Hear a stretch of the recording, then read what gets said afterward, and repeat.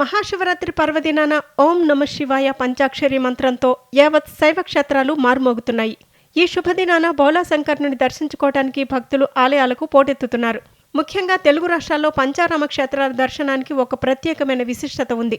అమృత గడియల్లో వెలిసిన ఈ 5 క్షేత్రాలను దర్శించుకోవటం జన్మజన్మల పుణ్యఫలమని భక్తుల ప్రగాఢ విశ్వాసం. ప్రకృతి రమణీయతకు నెలవైన ఉమ్మడి గోదావరి జిల్లాల్లో 4 క్షేత్రాలు కొలువై ఉన్నాయి. వాటిలో ఒకటి కృష్ణానది తీరాన అమరావతిలో విరాజిల్లుతోంది.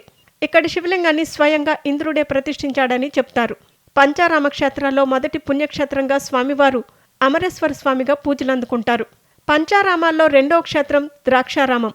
ఉమ్మడి తూర్పుగోదావరి జిల్లాలో దక్షిణ కాశీగా ప్రసిద్ధి చెందిన ఈ క్షేత్రంలో మాణిక్యాంబ సమేత భీమేశ్వర స్వామి కొలువై ఉన్నారు. ఇక్కడి లింగం 14 అడుగుల ఎత్తుతో అలరారుతుంటుంది. తూర్పు చాళుక్య రాజైన భీముడు ఈ శివలింగాన్ని ప్రతిష్ఠించినట్టు శాసనాలు చెబుతున్నాయి. పంచారామాల్లో మూడో క్షేత్రం సామర్లకోటలోని కుమారారామం. కుమారస్వామి స్వయంగా శివలింగాన్ని ప్రతిష్ఠించిన చోటు ఇది. ఇక్కడ స్వామివారు కుమార భీమేశ్వర స్వామిగా కొలువై ఉండి భక్తుల కోర్కెలు తీరుస్తున్నారు. అమ్మవారు బాలా త్రిపుర సుందరిగా పూజలు అందుకుంటున్నారు. పంచారామాల్లో 4వ క్షేత్రం పాలకొల్లులోని క్షీరారామం. ఉమ్మడి పశ్చిమ గోదావరిలో వెలిసిన ఈ క్షేత్రంలో రామలింగేశ్వర స్వామి కొలువై ఉన్నారు. త్రేతాయుగంలో శ్రీరామచంద్రుడు ఇక్కడ శివలింగాన్ని పూజించారని పురాణాలు చెబుతున్నాయి.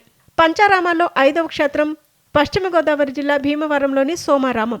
ఇక్కడి శివలింగాన్ని చంద్రుడు ప్రతిష్ఠించినట్టుగా చెబుతారు. ఈ ఆలయంలోని శివలింగం అమావాస్యకు నలుపు వర్ణంలోకి, పౌర్ణమికి తెలుపు వర్ణంలోకి మారుతుండటం ఇక్కడి మరో విశిష్టత. ఇక్కడ అన్నపూర్ణాదేవి ఆలయం కూడా ఉంది.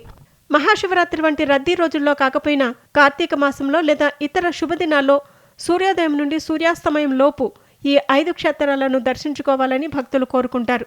ఇలా ఒకే రోజు 5 ఆరామాలను దర్శించుకుంటే సకల పాపాలు తొలగిపోయి మోక్షం సిద్ధిస్తుందని శాస్త్రవచనం. లింగోద్భవ కాలంలో ఆ పరమేశ్వరుణ్ణి ధ్యానిస్తూ ఈ పంచారామ క్షేత్రాల వైభవాన్ని తలుచుకోవటం కూడా పుణ్యప్రదమే. భక్తి పారవస్యంతో సాగే ఈ యాత్ర భక్తులకు మానసిక ప్రశాంతతను, ఆధ్యాత్మిక శక్తిని ప్రసాదిస్తుంది.